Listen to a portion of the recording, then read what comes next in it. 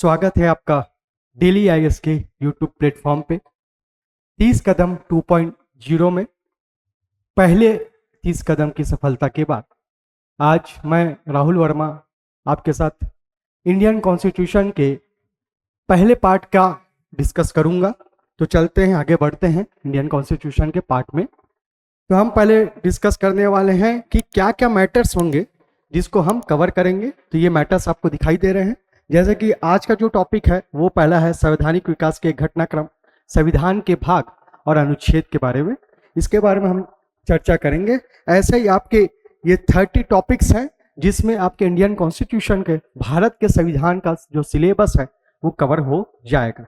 तो चलिए आगे बढ़ते हैं। पहले क्वेश्चन को देखते हैं कि पहला क्वेश्चन क्या कहता है। पहले लिखा हुआ है भारतीय संविधान सभा के गठन के संबंध में निम्न कथनों पर विचार कीजिए।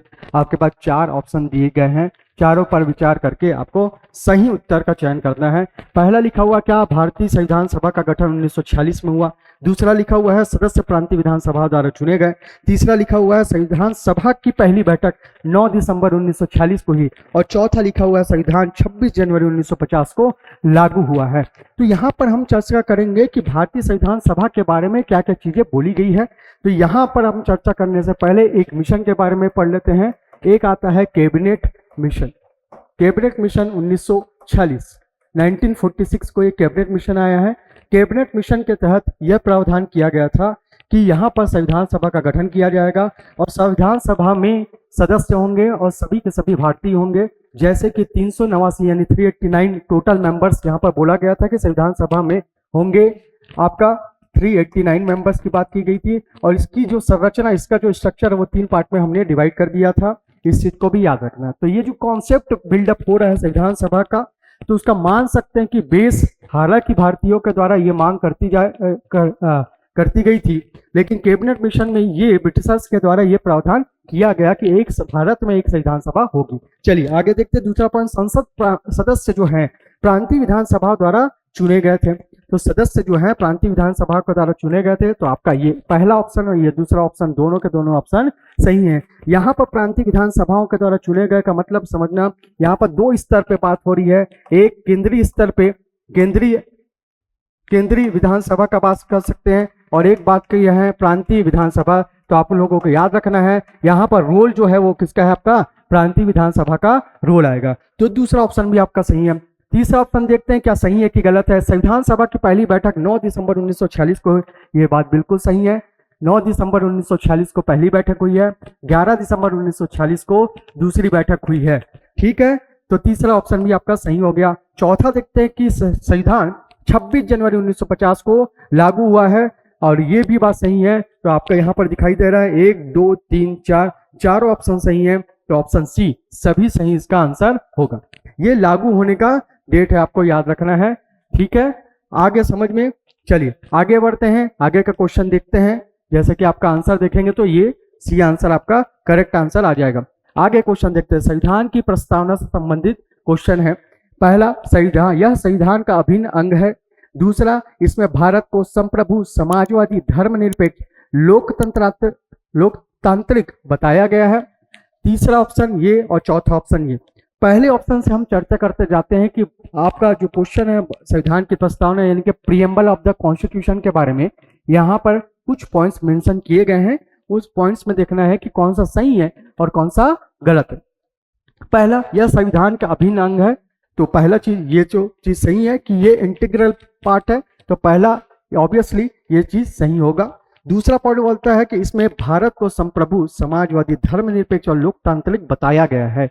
तो ये जो आपका प्रीएम्बल या प्रस्तावना की हम बात करेंगे, तो प्रस्तावना जो चालू होता है, हम भारत के लोग भारत को संपूर्ण प्रभुत्व, संपन्न, लोकतंत्रात्मक गणराज्य बनाने के लिए। तो इसका मतलब है ये जो दूसरा ऑप्शन आपको विकल्प दिख रहा है ये भी सही है। तीसरे ऑप्शन में गौर करिए, यहाँ पर लिखा हुआ है 41वें संविधान संशोधन के द्वारा समाजवादी और धर्मनिरपेक्ष शब्द जोड़े गए थे। तो यहाँ पर ये जो ऑप्शन विकल्प दिख रहा है ये गलत है। गलत इसलिए है क्योंकि ये 41वां संविधान संशोधन ना होके 42वां संविधान संशोधन है। 42वां संविधान संशोधन कॉन्स्टिट्यूशनल अमेंडमेंट है, और 42वें संविधान संशोधन से आपको याद रखना है SPA को। SPA, एस से आ जाएगा आपका समाजवादी, एस से आ जाएगा आपका समाजवादी। पी से आ जाएगा आपका कौन सा, आपका पंथ निरपेक्ष यानी सेक्युलर को याद रखेंगे। और ए से आ जाएगा आपका अखंडता। तो ये तीनों जो आपको ये टर्म्स दिख रहे हैं वो 42वें संविधान संशोधन के तहत प्रस्तावना में जोड़े गए हैं, ऐड किए गए हैं। इस चीज को आपको याद रखना है। तो तीसरा जो ऑप्शन विकल्प दिख रहा है आपको ये गलत है। प्रस्तावना न्यायालय में प्रवर्तनीय है, या इसको बोल सकते हैं आपका, ठीक है, जो चौथा ऑप्शन दिख रहा है the preamble is enforceable in court, तो ये इन्फोर्सेबल कोर्ट में नहीं है, प्रवर्तनीय नहीं है। तो चौथा भी ऑप्शन आपका गलत है। तो आप यहां पर देख सकते हैं पहला और दूसरा केवल ऑप्शन सही है। तो इसका आंसर हो जाएगा आपका केवल पहला और दूसरा। ठीक है, चलिए आगे चलते हैं। इसी में तीसरे क्वेश्चन की ओर बढ़ते हैं। भारतीय संविधान में भागों की संख्या पूछा है आपका, नंबर ऑफ पार्ट्स पूछा है इंडियन कॉन्स्टिट्यूशन में कितने हैं। यहां पर आपको बातों को समझना पड़ेगा।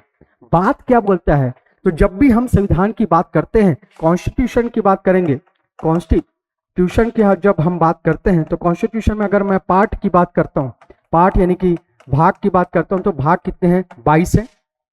ठीक है, अगर मैं यहीं पर ही बात करूं, शेड्यूल की बात करता हूं, शेड्यूल की बात करूंगा, अनुसूची की बात करता हूं, अनुसूची की बात करता हूं, तो अनुसूचियों की संख्या जो है, नंबर ऑफ शेड्यूल जो है वो 12 है। इस चीज को आपको याद रखना है।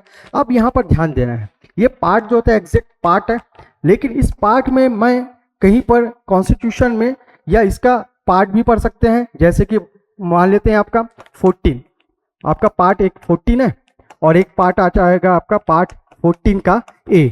तो ये ऐसे काउंट करते हुए टोटल आप पार्ट देखेंगे, टोटल पार्ट की बात करेंगे तो ये आएगा आपका कितना, 25 होगा। चलिए अब क्वेश्चन पे चलते हैं और क्वेश्चन पे डिस्कस करते हैं कि क्या चीज सही है और क्या चीज गलत है।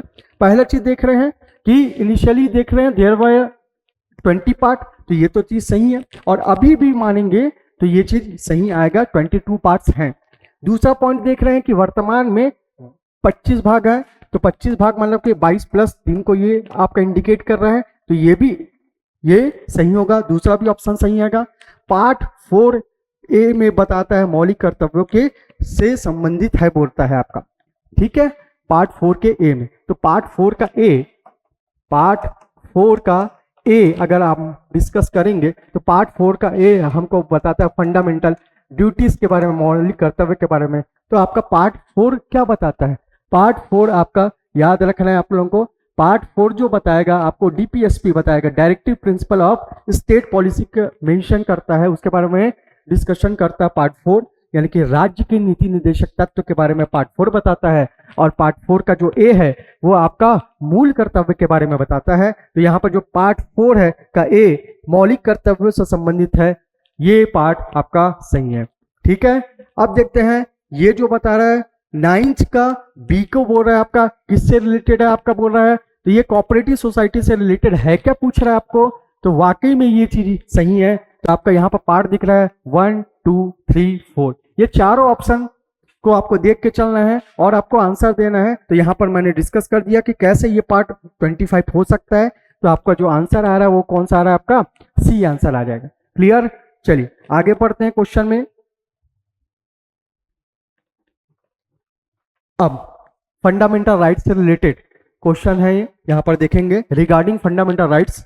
ये 1 2 3 4 ऑप्शन आपके पास दिए गए हैं। पहला ऑप्शन में देखते हैं कि आर्टिकल 12 to 35 आर डिस्क्राइब। तो हम जब भी फंडामेंटल राइट का डिस्कस करते हैं तो फंडामेंटल राइट का जो आर्टिकल्स है, आर्टिकल्स जो है वो 12 to 35 तक का कवर करता है। इस चीज को आपको याद रखना है। ये फंडामेंटल राइट के बारे में हमको बताता है। टोटल फंडामेंटल राइट अभी प्रेजेंट में, अभी वर्तमान में अगर बोला जाए तो 6 है। एक जो फंडामेंटल राइट है, फंडामेंटल राइट जो था वो था आपका राइट टू प्रॉपर्टी, यानी कि संपत्ति का अधिकार था।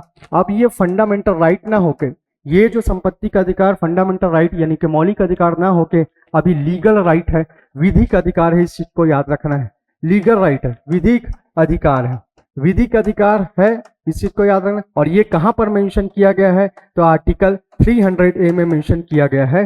अब जो राइट टू प्रॉपर्टी पहले जो आपका फंडामेंटल राइट था, अब वो लीगल राइट है, विधिक अधिकार है। तो यहाँ पर चर्चा कर किए हैं कि मौलिक अधिकार या फंडामेंटल राइट का आर्टिकल 12 to 35 है। तो ये जो ऑप्शन दिख रहा है आपका पहला ऑप्शन ये चीज आपका सही है, इस चीज को याद रखना है। अब दूसरा ऑप्शन बोलता है कि this include equality, liberty and the constitutional remedies, उसको इंक्लूड करता है क्या? तो यहाँ पर देखेंगे कि जब हम फंडामेंटल राइट्स के बारे में पढ़ेंगे तो इसमें समानता का अधिकार, इक्वलिटी का राइट आ जाए, फ्रीडम का राइट ऐसे ही आ जाए, एक्सप्लोटेशन के अगेंस्ट राइट, आपको ये सब राइट मिले हुए, 6 राइट मिले हुए। तो यहाँ पर अब जब ये सेकंड पॉइंट को पढ़ते हैं तो ये राइट भी हमारे पास है, यानी कि इक्वलिटी का राइट है, लिबर्टी का राइट भी है, और कॉन्स्टिट्यूशनल रेमेडीज के बारे में भी बताया गया है। अब ये कॉन्स्टिट्यूशनल रेमेडीज के बारे में कौन से आर्टिकल में बताया गया, तो जैसे एग्जांपल देंगे तो आर्टिकल आ जाएगा आपका 32, अनुच्छेद 32 में इसके बारे में डिस्कशन किया गया है। इस चीज को आपको याद रखना है। इसको डॉक्टर भीमराव अंबेडकर ने इस आर्टिकल 32 को आपका संविधान की आत्मा कहा है, संविधान का हृदय कहा है, हार्ट ऑफ कॉन्स्टिट्यूशन कहा है भीमराव अंबेडकर ने। ये भी बात आपको याद रखनी। चलिए, ये दूसरा, पहला ऑप्शन तो सही हो गया, दूसरा ऑप्शन भी सही हो गया। तीसरा ऑप्शन में देता है the right to property was removed by the 44th amendment. क्या ये बात सही है? यहां पर आपको घुमा भी सकता था। अब यहां पर देखते हैं 44th अमेंडमेंट का बात कर रहा है, तो 44th अमेंडमेंट 1978 का मैं डिस्कस करूंगा। तो 44th अमेंडमेंट यानी कि 44वां संविधान संशोधन 1978 के द्वारा ही राइट टू प्रॉपर्टी को मूल अधिकार से हटाकर उसको विधिक अधिकार बनाया गया है। और विधिक अधिकार किसमें बनाया गया है? अनुच्छेद 300A में ये वर्णित है, वहां पर मेंशन कर दिया गया है कि अब ये फंडामेंटल राइट या मौलिक अधिकार नहीं होगा। तो आपको याद रखना। आप कैसे याद रखेंगे भाई? तो आप लोगों को पता है कि 4 पैसा मिलाओगे तभी संपत्ति बनेगी। तो उससे याद कर सकते हैं कि 4 ये पैसा मिला रहे हैं तो संपत्ति का अधिकार यानी कि राइट टू प्रॉपर्टी किस में जा रहा है? लीगल राइट में जा रहा है। अब ये फंडामेंटल राइट नहीं है। ठीक है, अब ये देखिए चौथा ऑप्शन, ये तो आपका सही हो गया। चौथा ऑप्शन को देखते हैं क्या होता है। यह न्यायालय में प्रवर्तनीय है, they are enforceable in court. क्या प्रवर्तनीय है? यानी कि न्यायालय में आप क्या जा सकते हैं, इसके लिए आपके फंडामेंटल राइट का एक्सप्लॉइटेशन हो जाएगा या फिर आपका वायलेशन होता है या आपका शोषण हो रहा है, तो क्या आप कोर्ट में जा सकते हैं? क्या न्यायालय में आप जा सकते हैं? तो उसी को वो ही बोलता है कि इसके लिए आप न्यायालय में जा सकते हैं। ऐसा क्यों बोला गया है? तो आपको याद रखना पड़ेगा कि ये फंडामेंटल राइट कॉन्स्टिट्यूशन इसकी हमको गारंटी देता है। गारंटी मतलब कि ये एनी हाउ हमको फंडामेंटल राइट का कोई भी वायलेशन नहीं कर सकता है, उससे रिलेटेड कोई भी हमसे डिस्क्रिमिनेशन, भेदभाव भी नहीं कर सकता है। तो आपको यहाँ पर चारों ऑप्शन में दिखाई दे रहा है 1 2 3 4, चारों ऑप्शन क्या है? सही है। तो option C all are correct इसका आंसर होगा। ठीक है, तो ये इस चीजों को आपको याद करके चलना। फंडामेंटल राइट से रिलेटेड हमारे फंडामेंटल राइट करंट में कितने आपके 6 हैं और पहले कितने थे? 7 थे। और 7th नंबर का जो आपका फंडामेंटल राइट है बोल रहे हैं यहाँ पर, तो वो राइट टू प्रॉपर्टी है, उसको हटा दिया गया, रिमूव कर दिया गया 44th अमेंडमेंट 1978 के थ्रू। क्लियर? चलिए आगे चलें, अगला क्वेश्चन देखते हैं हम। अगला क्वेश्चन में डिस्कस करेंगे तो आपका आगे डीपीएसपी से रिलेटेड, मैंने बताया था directive principle of state policy से संबंधित ये क्वेश्चन है, ये प्रश्न है, और प्रश्न के ऑप्शन को हम डिस्कस करते हैं। चलिए, राज्य की नीति निर्देशक तत्वों के बारे में क्या क्या चीजें बताई, डीपीएसपी के बारे में क्या क्या चीजें बोली गई है। आर्टिकल 36 से 51 तक ये कवर करता है क्या? तो इसके बारे में पता करना है। ये आयरलैंड से लिया गया क्या? इस चीज को आपको पता करना है। तीसरा बोल रहा है they are enforceable in court बोल रहा है, तो इसके बारे में आपको चर्चा करना है। ठीक है, अब यहां पर याद रखना है ये जो क्वेश्चन बताया गया है 1 2 3 बोल रहा है न्यायालय में प्रवर्तनीय है क्या, इसके उद्देश्य कल्याणकारी राज्य की स्थापना है क्या। तो यहां पर डिस्कस करेंगे। तो दो चीज आपको याद रखनी है। यहां पर हमने डिस्कस किया डीपीएसपी को, ये जो क्वेश्चन बना वो डीपीएसपी का, इसके पहले हमने किसको? फंडामेंटल राइट से रिलेटेड क्वेश्चन को देखा है। फंडामेंटल राइट में आपको एक चीज मैंने बताया कि ये न्यायालय में प्रवर्तनीय है। इसका मतलब कि अगर आपके फंडामेंटल राइट को छीना जाता है तो आप न्यायालय जा सकते हैं, लेकिन डीपीएसपी के अंतर्गत, इसके अंडर में आने वाले कोई भी राइट्स होंगे जो फंडामेंटल राइट्स नहीं है, इसके अंतर्गत आते हैं, तो उसके लिए आप न्यायालय में यानी कोर्ट में नहीं जा सकते हैं। इस चीज को क्लियर दिमाग में आपको याद रखना है। तो आपका यहाँ पर से जो ऑप्शन दिखाई दे रहा है तीसरा नंबर का कि ये न्यायालय में प्रवर्तनीय है, they are enforceable in court बोल रहा है, तो ये चीज तो पहले ही गलत हो गया, ये पहले चीज क्लियर करना है। अब ऊपर चलते हैं। डीपीएसपी का रिलेशन किससे, कौन से पार्ट से? डीपीएसपी का रिलेशन आपका पार्ट 4 से है, इस चीज को याद रखना। पार्ट 4 में कौन कौन से आर्टिकल्स है, तो आपका याद रखना है 36 to 51, ये जो आर्टिकल्स हैं इससे रिलेटेड है। तो आपका पहला ऑप्शन सही हो गया, आर्टिकल 36 to 51 का, इस चीज को आपको याद रखना है। ठीक है, अब इसका जो ये जो हमने बोरो किया कहाँ से बोरो किया है, इस चीज को भी याद रखना है, या कहाँ के कॉन्स्टिट्यूशन में ऐसा चीज मेंशन था जिसको हमने देखा और हमारे संविधान में या कॉन्स्टिट्यूशन में इसको अडॉप्ट किया या बोरो किया है।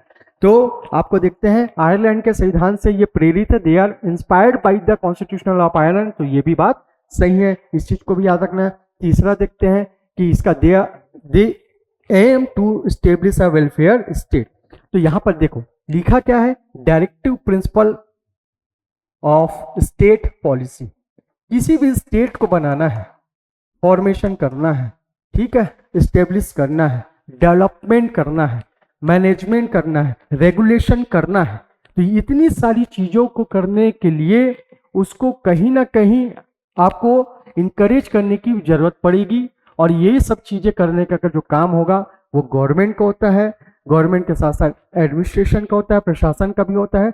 तो वो करना क्या चाहते हैं, वो वेलफेयर सोसाइटी स्टेब्लिश करना चाहते हैं, कल्याणकारी समाज बनाना चाहते हैं, और कल्याणकारी समाज जब बनेगा तो कल्याणकारी राज्य का स्थापना होगा, स्टेब्लिशमेंट होगा। तो जो तीसरा ऑप्शन दिख रहा है, चौथा ऑप्शन जो दिख रहा है वो चीज सही है। तो यहां पर देखेंगे तो पहला, दूसरा और चौथा ये सही है, तीसरा जो है ये चीज आपका गलत है। क्लियर हो गया? तो ऑप्शन आपको दिख रहा है केवल 1 2 4, ठीक है, डी ऑप्शन इसका करेक्ट आ जाएगा, इसको आपको याद रखना है।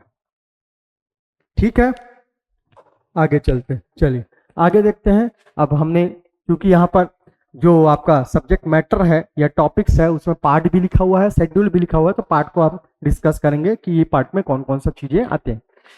Statements related to the part 6 of the constitution. Part 6 क्या है, पार्ट 6 में कौन सा मैटर आता है, तो यहाँ पर लिखा हुआ है, पहला राज्यपाल का उल्लेख है, राज्य विधानमंडल का वर्णन है, राज्य न्यायपालिका इसमें शामिल है, और केंद्र सरकार की शक्तियों का बताया गया है। तो यहाँ पर मैं क्लियर कर दूं आप लोगों को कि अगर मैं पार्ट 5 का बात करता हूँ, पार्ट 5, तो पार्ट 5 का रिलेशन जो है वो यूनियन से यानी कि संघ से है, जबकि पार्ट 6 अगर मैं बोलूंगा तो यहाँ पर इसका रिलेशन जो है आपका स्टेट यानी कि राज्य से है। तो आपको यहाँ पर क्लियरिफाई हो गया है। अगर मैं पार्ट 6 का बात कर रहा हूँ तो पार्ट 6 में हमने बात किया है स्टेट का, किसका बात किया है, स्टेट का बात किया है। यहाँ पर सेंट्रल लेवल का कुछ बात नहीं हुआ है या सेंट्रल गवर्नमेंट का बात नहीं हुआ है, इसका मतलब क्लियरिफाई है। यहाँ पर पहला जो है आपका ये भी सही है, दूसरा आपका स्टेट आपका लेजिस्लेचर के बारे में यहाँ पर डिस्क्राइब किया गया है, ये भी सही है, और तीसरा जो आता है स्टेट जुडिशरी के बारे में बताया गया है, ये तीनों पॉइंट आपको सही मिलेंगे। चौथे में क्या लिखा है देखो, the powers of the central government are started. तो powers of the central government के बारे में बेसिकली जो बताया गया होगा वो किस में बताया गया होगा, पार्ट 5 में बताया गया होगा। आगे समझ में? तो पार्ट 5 का रिलेशन संघ यानी कि यूनियन से है, जबकि पार्ट 6 का रिलेशन स्टेट यानी कि राज्य से है। तो आपको यहाँ पर दिखाई क्या दे रहा है, तो आपको जो आंसर जो आएगा वो कौन सा आ जाएगा, आपका ए आंसर आ जाएगा। इस चीज को आपको याद रखना, 1 2 3। क्लियर हो गया? चलिए आगे बढ़ते हैं इसी क्वेश्चन में, ठीक है, चलिए आगे। ये एक अच्छा सवाल है, ठीक है, यहाँ पर सोचना आपको लोगों को पड़ेगा कि क्या क्या चीजें हो रही है, और बहुत ही इंपॉर्टेंट यहाँ पर आपका बेसिक कॉन्सेप्ट क्लियर होगा। कैसे क्लियर होगा, तो आपको देखेंगे कि आर्टिकल 21 के ए के बारे में पूछा जा रहा है। क्लियर? आर्टिकल 21 के ए के बारे में जब पूछा जाता है तो इस चीज को याद रखना कि जैसे कि मैं आपको एक एग्जांपल देता, उदाहरण देता हूं कि अगर कोई आर्टिकल है, ये आर्टिकल है, ये 21 का ए और आर्टिकल अनुच्छेद 21 का ए में बेसिकली डिफरेंस क्या है या सामान्य अंतर क्या, जनरली आपका यहाँ पर अंतर क्या है, तो आपको जनरली याद करना है। हालांकि हम लिखते या पढ़ते समय ऐसा गलती कर बैठते हैं, लेकिन आपको याद रखना है अगर ये 21 का ए स्मॉल लेटर में लिखा हुआ है यानी उसका वो सब क्लॉज है, उपखंड है, बट 21 का ए ये कैपिटल लेटर में लिखा हुआ है, इसका मतलब ये सेपरेट है। ठीक है, तो आपको याद रखना है आर्टिकल, अगर ये 21 और आर्टिकल, ठीक है, 21 का ए, ये दोनों अलग अलग आर्टिकल हैं, इस चीज को आपको ध्यान रखना है। अगर मैं यहीं पर आर्टिकल 21 का स्मॉल लेटर में लिखता ए, तो ये इसी का ही क्या हो जाता है, आपका सब क्लॉज ऐसा माना जाता है। ठीक है, चलिए आगे चलते हैं। इसमें आर्टिकल 20A से रिलेटेड क्या क्या चीजें हैं तो आपको याद रखना है। तो यहाँ पर जो 4 ऑप्शन को पढ़ते हैं, पहला, इसे 86वें संविधान संशोधन के द्वारा जोड़ा गया है, ऐड किया गया है, ये पूछ रहा है। इसमें 6 से 14 वर्ष तक के बच्चों को शिक्षा का अधिकार दिया गया है। क्या दिया गया है? क्या ये एक मौलिक अधिकार है? तीसरा ऑप्शन। और चौथा, न्यायिक रूप से लागू नहीं किया जा सकता है। तो पहले ऑप्शन से हम देखना चालू करते हैं। तो this was added by the 86th amendment, तो ये सही है कि नहीं? तो पहला चीज याद रखना है, ये सही है, क्योंकि ये आर्टिकल ऐड किया गया है। कौन से? आपके 86th अमेंडमेंट से, याद रखना है। ये अमेंडमेंट के थ्रू ये ऐड किया गया है कॉन्स्टिट्यूशन में, एक नया आर्टिकल, आर्टिकल 21 का ए। ठीक है, अब ये 6 से 14 वर्ष तक के बच्चों को शिक्षा का अधिकार देता है क्या? तो ये भी आपका सही आएगा, 6 से 14 वर्ष के बच्चों को शिक्षा का अधिकार दिया जाएगा। अब ये शिक्षा का अधिकार दिया जाएगा। दूसरा, मैं बता चुका हूं कि जब मैं आपका बोलूंगा कि पार्ट 3, जब मैं पार्ट 3 का बात किया, तो पार्ट 3 में मैंने किसका बात किया था? फंडामेंटल राइट का बात किया था। और फंडामेंटल राइट का रिलेशन जो था आपका देखेंगे, तो ये आएगा आपका कहां से? आपका आर्टिकल 12 to 35 तक का आता है। ठीक है, तो 12 to 35 हो रहा है, तो 21 का ए भी आ रहा है। इसका मतलब ये भी एक प्रकार का क्या आ जाएगा? आपका फंडामेंटल राइट हो जाएगा, शिक्षा का अधिकार। क्लियर हो गया? अब चौथा जो ऑप्शन दिख रहा है, ये दे रहा है आपको, यह न्यायिक रूप से लागू नहीं किया जा सकता है। यहां पर लिखा हुआ है it is not judicially enforceable.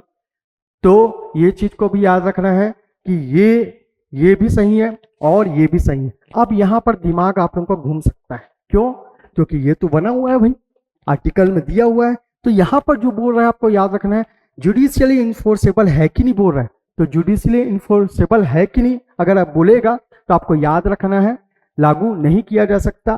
ठीक है, तो यहां पर क्यों ऐसा बोला गया है? क्योंकि इसके लिए राइट टू एजुकेशन, याद रखना, राइट टू एजुकेशन ये एक्ट है। ये एक्ट बनाया गया क्या? आपका 2009 में ये बनाया गया है। तो ये एक्ट, इसके लिए राइट टू एजुकेशन ये अलग से एक्ट बना दिया गया है। बट आर्टिकल में मेंशन है कि आपको यहाँ पर राइट्स देना पड़ेगा। 6 से 14 वर्ष के बच्चों को ये राइट्स या अधिकार आपको देना पड़ेगा। इस चीज को आपको याद रखना है। ठीक है, तो आपके यहां पर देखेंगे तो आंसर क्या चीज सही आएगा, तो आपको याद रखना है ये आंसर होगा आपका ए। यहां पर देख सकते हैं आंसर क्या है आपका, केवल 1 2 3। चौथा क्या चीज है? न्यायिक रूप से लागू नहीं किया जा सकता। तो ये लागू नहीं किया जा सकता। क्यों लागू नहीं किया जा सकता? क्योंकि जुडिशियली इन्फोर्सेबल करने के लिए हमको किस चीज को देखना पड़ेगा? राइट टू एजुकेशन एक्ट को देखना पड़ेगा, जो कि कब आया था? 2009 में आया था। इसलिए ये चौथे ऑप्शन को आंसर नहीं लिया, तो आपका आंसर आ गया ए। क्लियर? चलिए आगे क्वेश्चन देखते हैं। हम आगे देखते हैं, अब पार्ट के बारे में डिस्कस करेंगे। तो पार्ट 2 पार्ट का नाम लिखा हुआ है इसमें। ठीक है, संविधान के भाग बोर्ड आपका 9th और 9th ए का रिलेशन किससे है पूछ रहा है, या पार्ट्स का रिलेशन किससे, डील किसके साथ करता है। तो ये आपके सब्जेक्ट मैटर दिए हुए हैं। तो यहाँ पर पहला जो सब्जेक्ट मैटर दिया हुआ है, तो देखें पंचायत और नगर पालिका का बोला गया है। दूसरा मौलिक कर्तव्य यानी फंडामेंटल ड्यूटीज के बारे में। तीसरा सेंट्रल स्टेट रिलेशनशिप के बारे में बोलता है।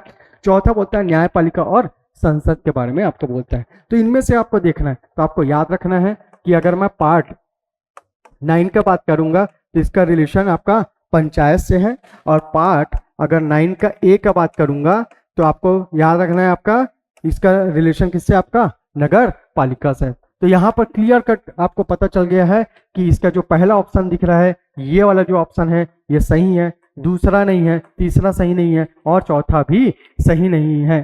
तो इस चीज को आपको याद रखना है। तो इसका आंसर आ जाएगा आपका कौन सा? आपका केवल ए का आंसर आ जाएगा। क्लियर हो गया? तो पार्ट 9 का रिलेशन पंचायत से है, और पार्ट 9 के ए का रिलेशन किससे? आपका नगर पालिका से है। इस चीज को याद रखना है। ठीक है, चलिए आगे चलते हैं। जैसा कि इसका आंसर देख लेते हैं। ठीक, एक ही आंसर है। ठीक, चलिए आगे चलते हैं। आगे लिखा हुआ है, आगे भी पार्ट का ही क्वेश्चन है। तो पार्ट कौन सा आ जाएगा आपका? पार्ट ये आ जाएगा आपका, देखिए पार्ट 18 के बारे में पूछ रहा है। कौन से पार्ट के बारे में पूछ रहा है? 18 के बारे में पूछ रहा है। तो आपको कैसे याद रखना है? तो पार्ट 18 को याद रखना है। इसका रिलेशन आपका इमरजेंसी से, किससे? आपका इमरजेंसी प्रोविजन से है। इमरजेंसी प्रोविजन यानी कि आपका आपातकालीन उपबंध से है। तो पहला आंसर सही आ जाएगा। इन तीनों में ये भी आंसर नहीं है, ये भी नहीं है, ये भी नहीं है, तो आंसर आ जाएगा केवल एक सही, सी है इसका आंसर आ जाएगा। अब ये पार्ट 18 में इमरजेंसी प्रोविजंस के बारे में बताता है। तो आपको याद रखना है इमरजेंसी हमारे देश में 3 प्रकार की इमरजेंसी, या कॉन्स्टिट्यूशन में हमको 3 प्रकार का इमरजेंसी बताया गया है।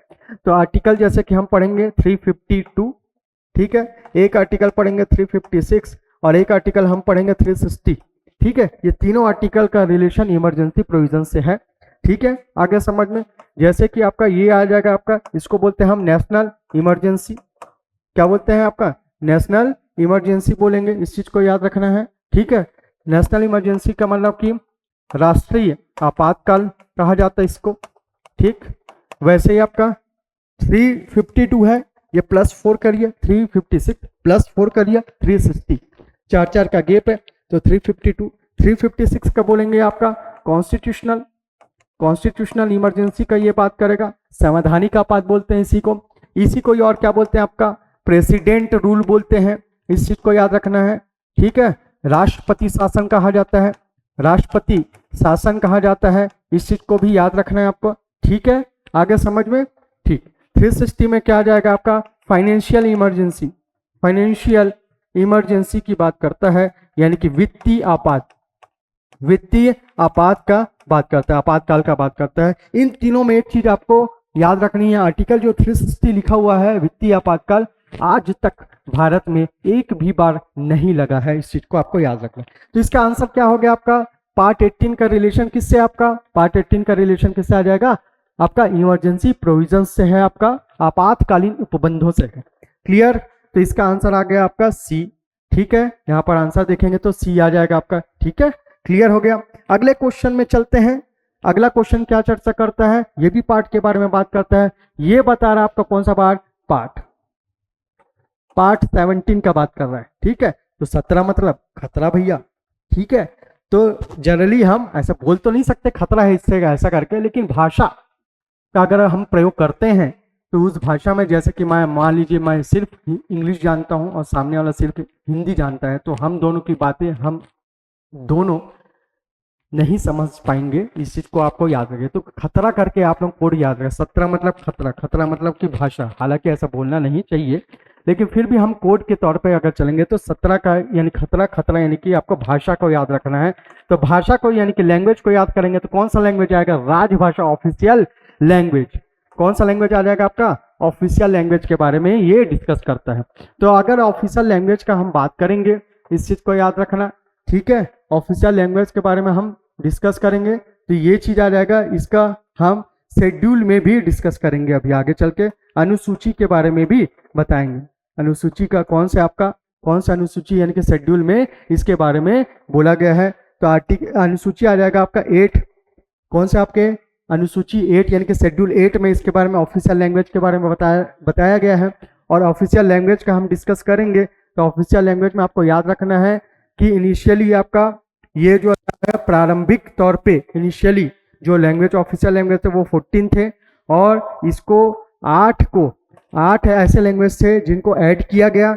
तो अभी जो total number of official language है वो कितने हैं? आपके 22 है। इस चीज को आपको याद रखना है, यानी कि अगर राजभाषा अभी पढ़ेंगे तो कितनी है आपकी? 22 राजभाषा हैं अभी आपकी। जैसे कि आपका याद रखना है, जैसे 8 को जोड़ा गया है, तो 8 को जब जोड़ा गया तो पहले याद रखना है ये तीनों आपका कॉन्स्टिट्यूशनल अमेंडमेंट है, ठीक है। तीनों कॉन्स्टिट्यूशनल अमेंडमेंट से ये जो 8 जो ऑफिशियल लैंग्वेज है उसको जोड़ा गया है, इस आपका शेड्यूल 8 में रखा गया है, ठीक है। शेड्यूल 8 में रखा गया है ऑफिशियल लैंग्वेज को। पहले के इनिशियली तौर पे 14 थे और 8 थे। तो 21वां संविधान संशोधन कॉन्स्टिट्यूशनल अमेंडमेंट जो हुआ है आगे समझ में, उससे और 71 से और आपका इससे, इस चीज से आपको याद रखना है। क्लियर हो गया? ठीक है। अब इसमें याद रखना है आपका किसको? आपका जैसे कि इसमें आ जाएगा आपका सिंधी आ जाएगा, ठीक है, आ जाएगा इसमें।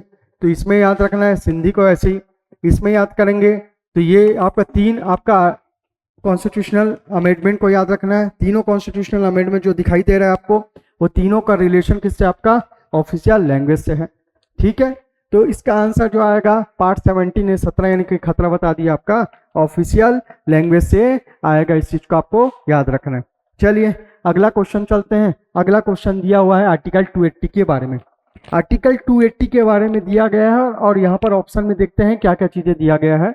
पहला बोलता है deal with the finance commission, दूसरा बोलता है the commission is constitute every 5 years, तीसरा बोलता है the commission's recommendation are not binding, and चौथा बोलता है आपका it's the constituted by the president. इसमें डिस्कस करते हैं। तो सबसे पहले आपको याद रखना है आर्टिकल 280 के बारे में बता रहा है। आर्टिकल 280 का रिलेशन ही आपको याद रखना है फाइनेंस कमीशन से। किससे, आपका फाइनेंस कमीशन से है, वित्त आयोग से है, वित्त आयोग से है। वित्त आयोग क्या करता है भाई, वित्त आयोग का काम क्या है, ये जो है केंद्र यानी कि सेंट्रल और राज्य के बीच, स्टेट के बीच में के मध्य, ठीक है, करों का बंटवारा करता है। ठीक है, करों का क्या करता है, ये बंटवारा करता है कि भैया कौन किस टाइप का जो टैक्स है, टैक्स के बहुत टाइप्स होता है, जैसे डायरेक्ट टैक्स होता है, इनडायरेक्ट टैक्स होता है, तो उनमें से कौन सा टैक्स सेंट्रल लेगा और कौन सा टैक्स जो होता है स्टेट लेगा, उसको बताने का काम जो करेगा वो करेगा आपका वित्त आयोग यानी कि फाइनेंस कमीशन। आर्टिकल 280 में ये मेंशन है। और इस फाइनेंस कमीशन के बारे में याद रखना है कि ये हर 5 साल में बनता है। इस चीज को याद रखना है। तो पहला जो ऑप्शन है ये भी सही है, दूसरा ऑप्शन भी सही हो रहा है कि कॉन्स्टिट्यूट होगा एवरी 5 ईयर में। तीसरा ऑप्शन क्या बोलता है कि इसका जो रिकमेंडेशन है वो क्या नहीं है, बाइंडिंग नहीं है बोल रहा है। तो ये भी बात सही है, ये बात को आपको ध्यान रखना है। वित्त आयोग जो भी सिफारिश करेगा, जो भी सिफारिश करेगा सामने वो बाध्यकारी नहीं है, यानी इसके सिफारिशों को मानना ये बाध्यकारी नहीं है कि मानना ही पड़ेगा, ऐसा नहीं कहा जा सकता है। तो ये भी बात सही आ जाएगा, तीसरा ऑप्शन भी सही है। और इसका गठन, इसका कॉन्स्टिट्यूशन जो होता है प्रेसिडेंट करता है, राष्ट्रपति करता है, तो ये भी ऑप्शन आपका सही आएगा। तो चारों के चारों ऑप्शन सही है, यानी कि आपका जो ए बी सी आंसर जो है आला करेक्ट ये आपका आंसर होगा। ठीक है, तो फाइनेंस कमीशन को हमेशा याद रखना इंपॉर्टेंट है। 280 आर्टिकल 280 में फाइनेंस कमीशन करता क्या है, सेंट्रल और स्टेट के बीच में जितने भी टैक्सेस होते हैं उसको सेंट्रल कौन सा टैक्स लेगा और स्टेट कौन सा टैक्स लेगा ये बताने का काम करता है। क्लियर, जैसा कि इसका आंसर देख लेते हैं हम। ठीक है, ये देखिए आपका सभी सही बोल रहा है, आपका सीआर करेक्ट बोल रहा है। ठीक, आगे चलते हैं। इसी में आगे क्वेश्चन आ जाएगा आर्टिकल 324 से रिलेटेड पूछा है। आपको 4 ऑप्शन दिया है। देखिए यहाँ पर ऑप्शन दिया आपका, चौथा ऑप्शन क्या है आपका, पार्लियामेंट के बारे में बताया है। थर्ड ऑप्शन बताया आपका पीएम के बारे में बताया है। आगे सेकंड ऑप्शन आपका गवर्नर और फर्स्ट ऑप्शन आपका इलेक्शन कमीशन के बारे में बताया है। ठीक है, पार्लियामेंट का रिलेशन आपका कौन से पार्ट से आ जाएगा, आपका पार्ट आपका 5 से आ जाएगा। प्राइम मिनिस्टर का भी रिलेशन पार्ट 5 से आ जाएगा, भाग 5 से आ जाएगा। इस चीज को याद रखना है। गवर्नर का रिलेशन किससे आ जाएगा भाई, तो पार्ट कौन सा आ जाएगा आपका 6 से आ जाएगा, आपको याद रखना है ऐसे। तो यहाँ पर आर्टिकल 324 का अगर बात करता है तो आपका जो आंसर आएगा वो चुनाव आएगा। क्या आएगा आपका, चुनाव आयोग आएगा, इलेक्शन कमीशन इसका आंसर होगा। इस चीज को आपको याद रखना। आर्टिकल 324 मोस्ट टाइम पी है आर्टिकल, जैसा 280 का भी डिस्कस किए थे वैसे ही आपका 324 में आपका इलेक्शन कमीशन के बारे में बताया गया है, मेंशन है। आंसर देख लेते हैं। ठीक है, केवल एक सही है। क्लियर, आगे चलते हैं भाई। 315 का बात करता है तो 315 का, क्योंकि हम लोग एस्पेरेंट है सीजीपीएससी के, तो इसको तो भूलना ही नहीं चाहिए 315 को। तो 315 का यहाँ पर डायरेक्ट आंसर हम लोग करते हैं ना। तो ये पंचायत का रिलेशन इससे नहीं है आपका, इसको याद रखना है। इसका रिलेशन आपका 243 से है, 243 से है, आपका याद रखना। ठीक है, कहां से कहां तक का, ए से ओ तक का। इसका भी रिलेशन 243 से है, याद रखना। पी से आपका जेड जी तक का है। आपका हाई कोर्ट का रिलेशन आर्टिकल 124 से है और लोक सेवा आयोग का आर्टिकल 315 से आ जाएगा। तो आंसर क्या आ जाएगा भाई, पहला आंसर आ जाएगा कौन सा आपका, पब्लिक सर्विस कमीशन पीएससी, यानी कि आंसर क्या आ जाएगा आपका, ओनली 1 आ जाएगा। चलिए अब आंसर देख लेते हैं कि आंसर है कि नहीं करके। ठीक है, चलिए आंसर देख लेते हैं। तो केवल 1 आ गया। ठीक, क्लियर हो गया इतना क्वेश्चन चलिए आगे चलते हैं इसी में। अगला क्वेश्चन आ जाएगा आपका, कौन सा एक्ट के बारे में डिस्कस करेंगे बोल रहे हैं आपका, कौन सा भारतीय स्वतंत्रता अधिनियम 1947 के बारे में डिस्कस करना है।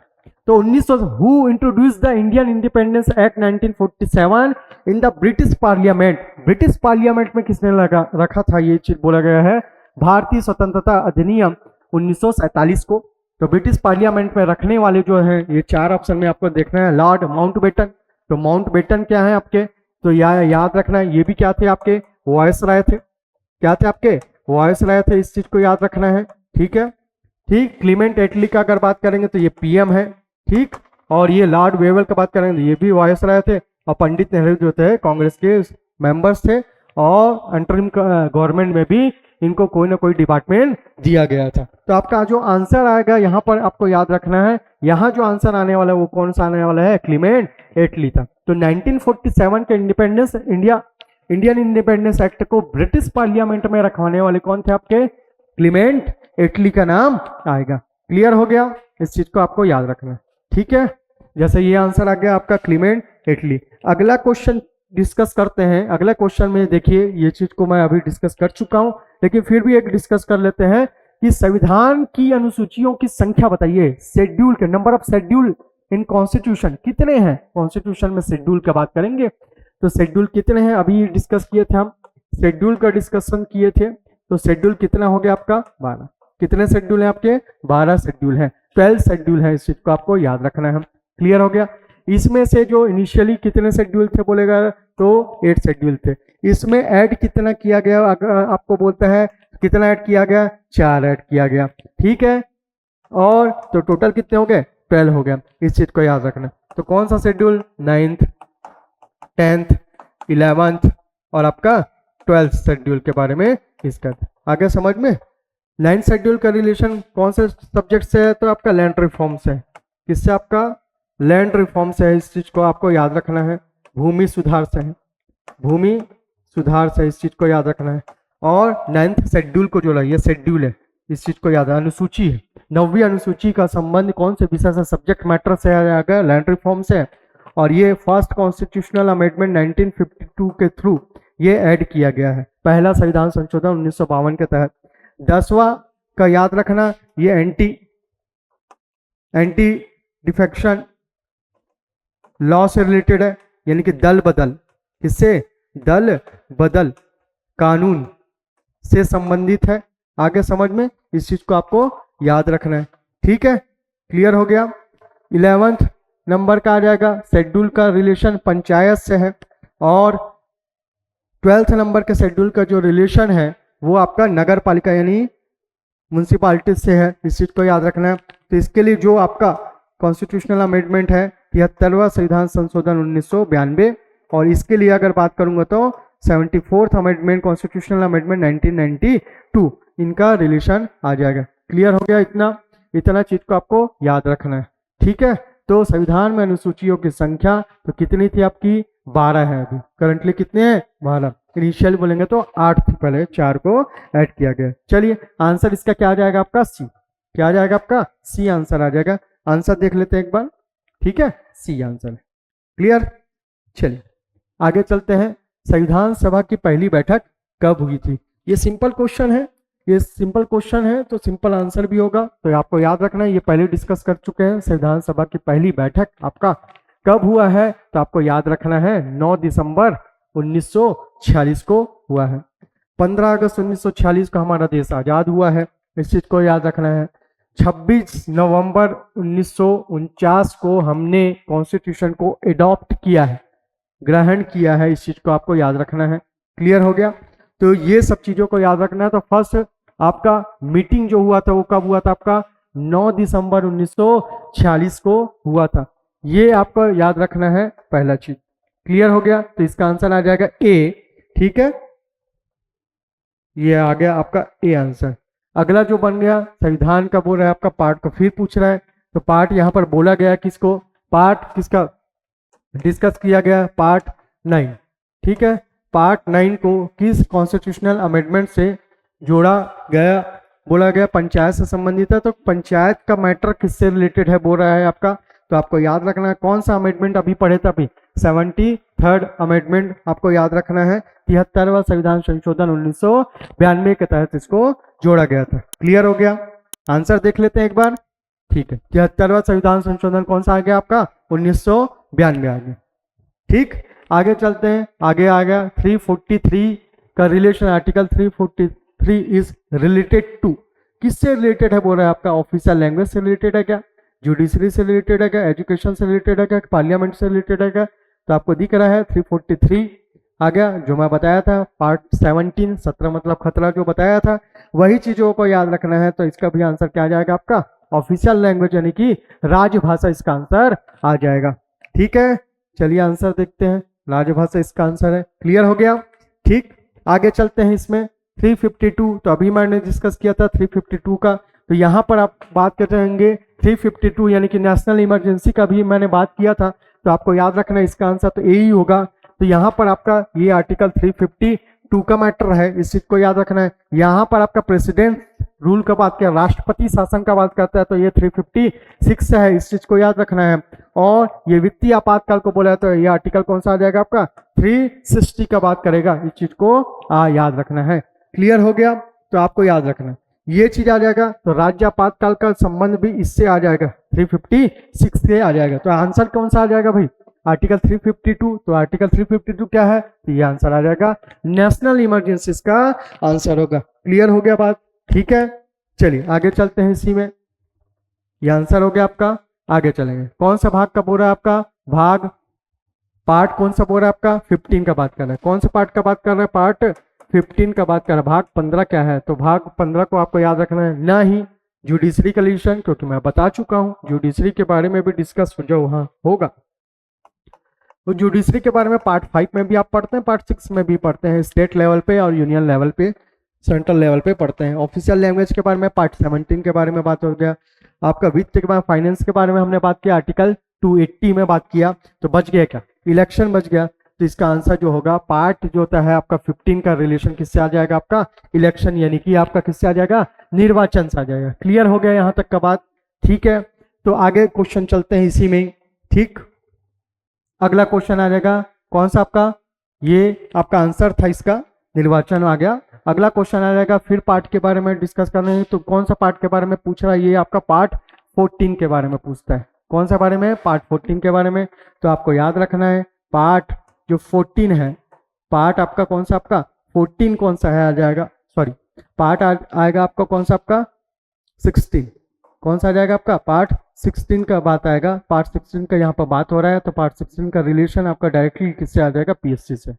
दो चीज को आपको भूलना नहीं है, पीएससी का भी एक क्वेश्चन आया था, ठीक है, और ये आपका पार्ट 16 से रिलेटेड है आपका पीएससी। इसका आंसर देख लेते हैं अपन। ठीक है, ये आंसर है आपका। ठीक, ये चीज हो गया। अगला क्वेश्चन आ जाएगा आर्टिकल 184 का रिलेशन कौन से मैटर से, सब्जेक्ट मैटर से है, इसको आपको पूछा है। तो यहाँ पर देखते हैं इसका रिलेशन इन तीनों से तो हो नहीं सकता आपका, ये सब चीज को नहीं आएगा। तो आपका एक ही आंसर आ जाएगा, CAG comptroller and auditor general of India, article 148। तो यहाँ पर जो आंसर है आपका क्वेश्चन नंबर 22 का, नियंत्रक एवं महालेखा परीक्षक, किसका आंसर आएगा? क्लियर हो गया? ठीक है, अगला क्वेश्चन देखते हैं हम।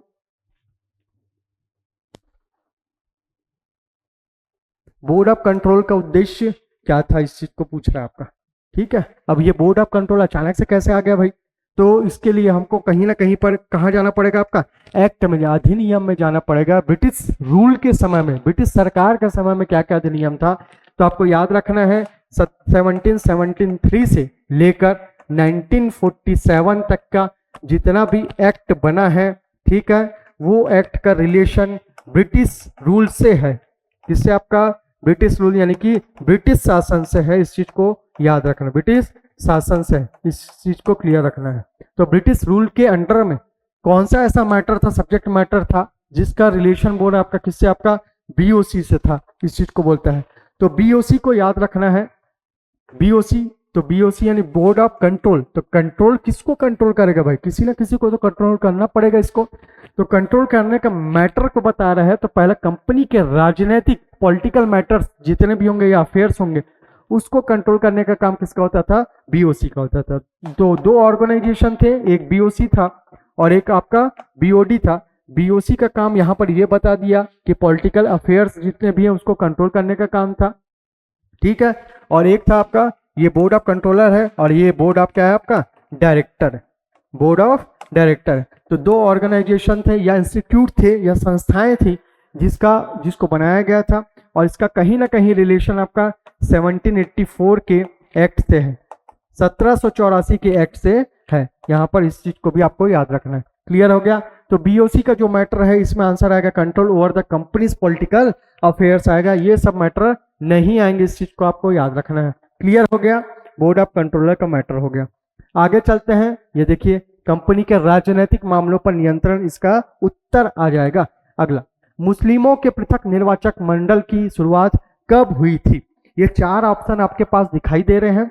इसमें when was separate electorate for Muslims introduction. अब यहां पर दो चीजें समझना है, सामान्य निर्वाचन, सामान्य निर्वाचन, ठीक है, पहला पॉइंट मैं लिख रहा हूं, और दूसरा चीज बोल रहा हूं मैं पृथक निर्वाचन, ठीक है। क्या बोल रहे हैं आपका पृथक निर्वाचन, ठीक है। सामान्य निर्वाचन जनरल इलेक्शन का बात कर रहा हूं, और यहां पर बोल रहा हूं मैं सेपरेट बोल रहा हूं आपका इलेक्टोरेट। इसमें क्या डिफरेंस है सर? सेपरेट इलेक्टोरेट में उस टाइम में बात करेंगे, ये देखो 17-19 का सीरीज का ये बताया हुआ क्वेश्चन, तो यहाँ पर डिस्कस करते। इसमें मान लेते हैं दो चीजों में मैं बात करूं, एक वोटर्स है, और यहाँ पर कैंडिडेट्स उम्मीदवार है। एक उम्मीदवार है, आपको याद रखना है यहाँ पर, और यहाँ पर मतदाता है। तो मैं बात कर रहा हूँ सेपरेट इलेक्टोरेट का। हम लोग सामान्यतः अभी जैसे कि मान लीजिए यहीं पर ही आपका विधायक के सीट के लिए चुनाव हो गया, विधानसभा चुनाव हो रहा है विधायक के सीट के लिए, ठीक है। तो मान लीजिए कोई भी विधायक खड़ा हुआ है, विधायक के पद के लिए कोई भी आपका उम्मीदवार है, कैंडिडेट है। तो क्या ऐसा होता है क्या कि उसी जो कैंडिडेट जिस कैटेगरी का होगा, उसी कैटेगरी के लोग ही, उसी वर्ग के लोग ही उस चुनाव में मत देंगे या मतदाता बनेंगे? ऐसा नहीं होता है। तो जहां होता था उसी को ही बोला जाता था सेपरेट इलेक्टोरेट। यानी कि अगर मैं यहाँ पर बात कर रहा हूँ किसको, मुस्लिम के लिए इंट्रोड्यूस किया गया, तो यहाँ पर अगर बात करूंगा, अगर मुस्लिम कैंडिडेट है तो वोटर भी क्या होगा, मुस्लिम होगा। तो पॉसिबिलिटी यानी संभावना आपको क्या दिख रही है चुनाव में जीतने की? तो चुनाव में जीतने की संभावना बहुत ज्यादा इससे बढ़ जाती है, उसी को बोलते हैं आपका सेपरेट इलेक्टोरेट। हमारे यहाँ जो इलेक्शन है का जो आपका मेथड है या सिस्टम है, वो इस सिस्टम पे नहीं है, हमारा जो है आपका जनरल इलेक्शन के सिस्टम पे है। यानी कि हमारे यहाँ कैंडिडेट कोई भी हो, कोई भी कैटेगरी का हो, ठीक है, उसी कैटेगरी के वोटर्स नहीं होंगे, हर कैटेगरी के वोटर्स वोट डाल सकते हैं। लेकिन इसमें जब मुस्लिम के लिए सेपरेट इलेक्टोरेट या किसी के लिए भी सेपरेट इलेक्टोरेट का बात किया जाएगा, तो कैंडिडेट भी उसी कैटेगरी का होगा और वोटर भी उसी कैटेगरी का होगा। चलिए अब क्वेश्चन पे चलते हैं। बोलता है कि मुस्लिमों के पृथक निर्वाचक मंडल की शुरुआत कब की गई थी? ये देखेंगे तो 1773, ये तो नहीं है, ये रेगुलेटिंग एक्ट है। ये कंपनी यानी कि ब्रिटिश ईस्ट इंडिया कंपनी में जो करप्शन छा गया था, उस करप्शन को कंट्रोल करने के लिए, रेगुलेट करने के लिए, नियंत्रित करने के लिए ये एक्ट आया था। अब यहां पर देखते हैं 1935 का एक्ट है क्या? ये चीज है क्या? तो ये भी नहीं है, ये चीज को याद रखना। 1919 का भी एक्ट है क्या? ये चीज है क्या? तो ये भी नहीं है। तो आंसर आता है 1909 का मॉर्ले मिंटो रिफॉर्म। कौन सा आपका? मॉर्ले मिंटो रिफॉर्म का बात होता है, ठीक है। मार्ले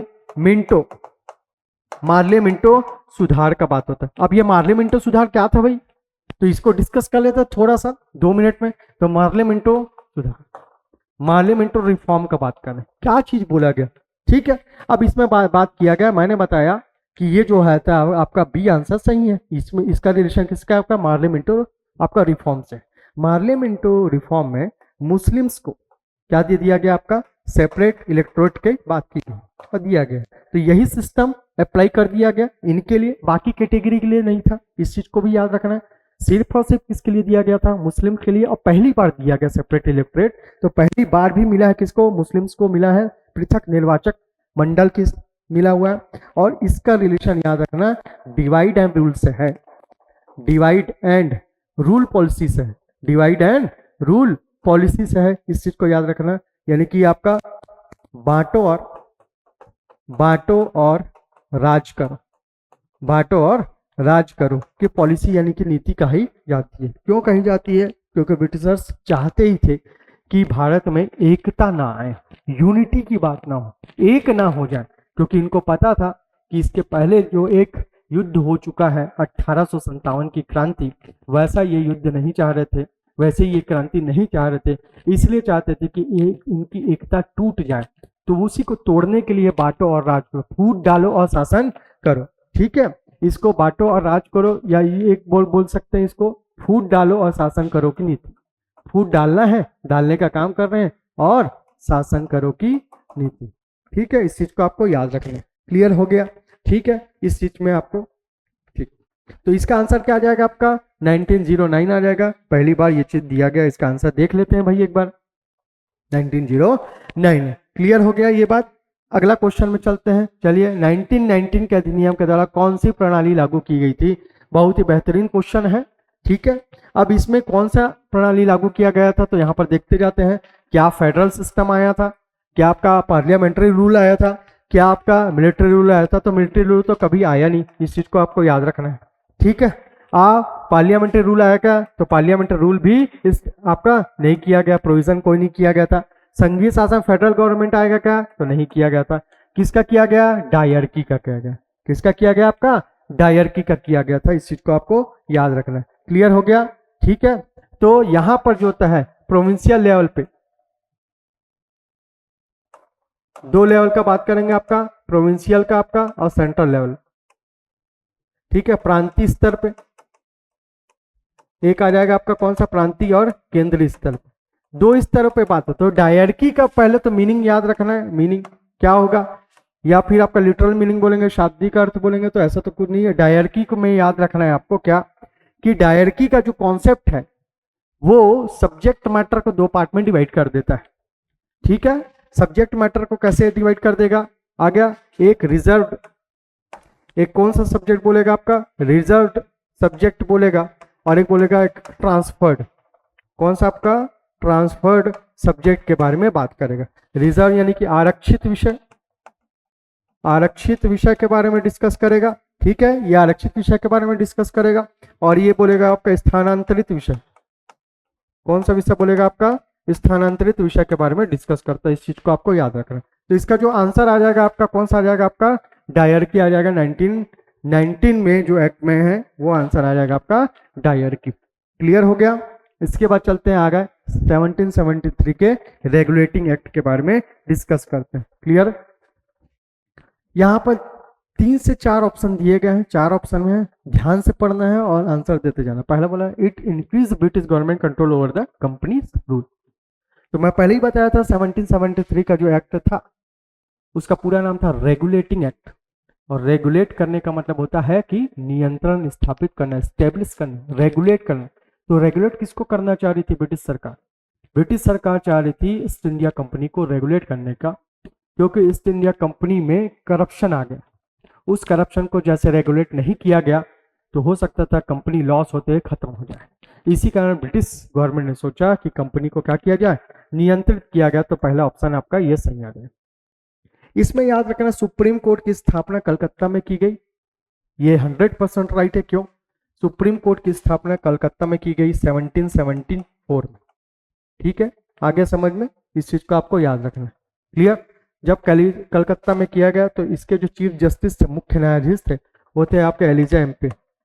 नाम है उनका क्या? आपका एलिजा एम्पे नाम है। इस चीज को याद रखना है, मुख्य न्यायाधीश अगर आएंगे। ऐसी क्या जरूरत पड़ गई भाई सुप्रीम कोर्ट की यहाँ पर स्थापना को? क्योंकि जितने भी केसेस चलते थे इसके पहले, वो उसके लिए केसेस के लिए आपको ब्रिटेन जाना पड़ता या इंग्लैंड जाना पड़ता। इसलिए यहाँ पर प्रोविजन कर दिया गया कि एक कोर्ट स्टेब्लिश किया जाए ताकि भारत का भारत में ही केस निपट जाए। क्लियर हो गया? 1774 इसको याद रखेंगे, लेकिन एक्ट कौन सा है? 1773। ठीक, तो ये भी सही आ जाएगा। भारत का प्रथम गवर्नर जनरल अपॉइंट किया गया। ठीक है, इंडिया के लिए, ये भी सही है, एक चीज को याद रखना। और यह भारत का पहला ब्रिटिश संसदीय अधिनियम था, ये भी बात सही है। तो चारों बात सही है, तो आपको आंसर आ जाएगा सभी सही, यानी कि ऑल आर करेक्ट। इसका आंसर आ जाएगा। इस चीज को आपको याद रखना है। पहला एक्ट था 1773 का, रेगुलेट करना था, कंपनी को रेगुलेट करना था, सुप्रीम कोर्ट को स्टेब्लिश किया गया, कलकत्ता में किया गया 1774 में। तो ये सब्जेक्ट मैटर और इसके प्रोविजंस में इतने सारे को प्रोविजंस को आपको याद रखना है। तो आंसर आ गया आपका कौन सा, सी आंसर आ जाएगा। क्लियर हो गया, ठीक है। अगला क्वेश्चन चलते हैं। अगला क्वेश्चन क्या बोलता है, 1909 में के अधिनियम, अभी बात किए थे पार्लियामेंट रिफॉर्म के बारे में, उसी कारण उसको भारत शासन अधिनियम भी कहा जाता है, देखेंगे तो इसमें क्या क्या चीज किया गया।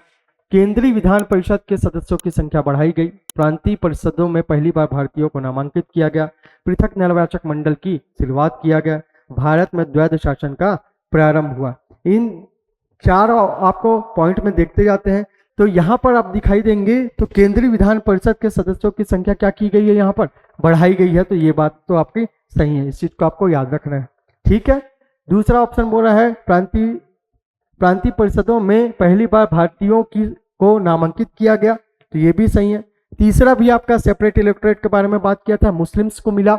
लेकिन चौथा ऑप्शन का क्या देख रहे हैं, आपका डायरकी के बारे में बात करता है, और डायरकी जो स्टार्ट हुआ है इस चीज को याद रखना है। डायरकी के सबसे पहले मैटर आया है कहां पर, 1919 के एक्ट में। कौन से एक्ट में, 1919 के एक्ट में है, ना कि 1909 के एक्ट में नहीं आया है। तो आपका कौन सा ऑप्शन गलत हो गया, ये गलत हो गया, ये सही है, ये सही है और ये सही है। तो आंसर क्या आ जाएगा, ए आ जाएगा। इस चीज को आपको याद रखना है। क्लियर हो गया, ठीक है। चलिए आंसर देख लेते हैं इसका। ए आंसर आपको दिखाई दे रहा है 1909 का बोला, इसी को पार्लियामेंट रिफॉर्म के नाम से भी जाना जाता है, ठीक है। आगे चलेंगे, इसी में 1935 का एक्ट है।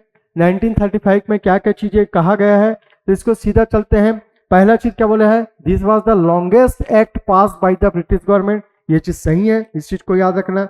इसमें संघीय शासन का प्रस्ताव था, ये भी बात सही है। इसमें प्रांतीय स्वायत्तता दिया गया था, ये भी बात सही है, आपका याद रखना है। ये प्रोविंशियल ऑटोनॉमी का बात किया था इसमें, ठीक। और चौथा पॉइंट, इसमें स्वतंत्रता की घोषणा की गई थी। स्वतंत्रता की घोषणा अभी कर देंगे तो हम तो यहीं पर ही आजाद हो जाते थोड़े दिन के बाद। तो घोषणा अनाउंसमेंट यहाँ पर नहीं हुआ है, इस चीज को याद रखना है। और यहाँ पर ये ऑप्शन गलत है। तो ऑप्शन जो सही है वो कौन कौन से आ रहे हैं आपके, याद रखना है। कौन सा आपका बी आंसर जो होता है, केवल 1, 2 और 3 ये जो आंसर दिखाई दे रहे हैं ये आपके सही है। क्लियर हो गया यहाँ तक का। अब आगे चलेंगे, ठीक है। आगे चलते हैं तो देखते हैं इसमें 1861 का एक्ट के बारे में बताता है। 1861 में क्या बोल रहा है आपका, it mark the beginning of the decentralisation. Decentralisation और सेंट्रलाइजेशन, केंद्रीकरण और विकेंद्रीकरण में क्या क्या अंतर है। केंद्रीकरण का जो नेचर है या कॉन्सेप्ट है, हम मोनार्की सिस्टम में देखते हैं, यानी कि राजा अगर रहेगा तो राजा का ही क्या चलता है, राज शासन, उसमें सेंट्रलाइजेशन का मैटर होता है।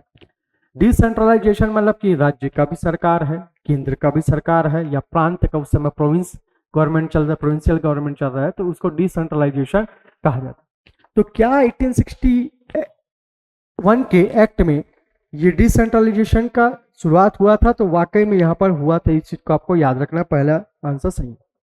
Indians were included in the council, ये स्टार्ट हो गया, ठीक है, कि परिषद में भारतीय सदस्य हुए। वायसराय को अध्यादेश जारी करने का शक्ति को बोलता है, तो अध्यादेश जारी करने की शक्ति और पृथक निर्वाचक मंडल की शुरुआत को ये चीज बोल रहा है, ठीक है। अब यहाँ पर सेपरेट इलेक्टोरेट का बात करता है, तो हम तो सेपरेट इलेक्टोरेट को कहाँ पढ़ चुके हैं, कहाँ पढ़े हैं पहली बार, 1909 में पार्लियामेंटो में। तो ये तो बात गलत हो गई भाई, ठीक है। तो बाकी 1, 2, 3 ये तीनों सही आ रहा है आपका, याद रखना है। तो आंसर आ जाएगा आपका कौन सा, आपका 1, 2, 3। अब यहाँ पर क्या चीज बात हुआ है तो याद रखना है। यहाँ पर हम देख रहे हैं अध्यादेश, क्या देख रहे हैं, अध्यादेश का बात कर रहे हैं। ये अध्यादेश का मैंने बात कर लिया, ठीक है।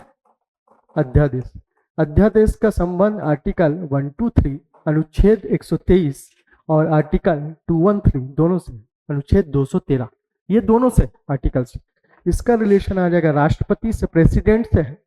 और यहाँ पर अगर मैं बात करूंगा तो ये किससे, आपका गवर्नर यानी कि राज्यपाल से, ये दोनों से रिलेशन, ठीक है। आगे समझ में। तो अध्यादेश कब जारी किया जाता है, तो अध्यादेश तब जारी किया जाता है जब सत्र ना चल रहा हो, ठीक है, सेशन नहीं चल रहा है, तो उसके बीच में आपको ऑर्डिनेंस जारी किया जाता है।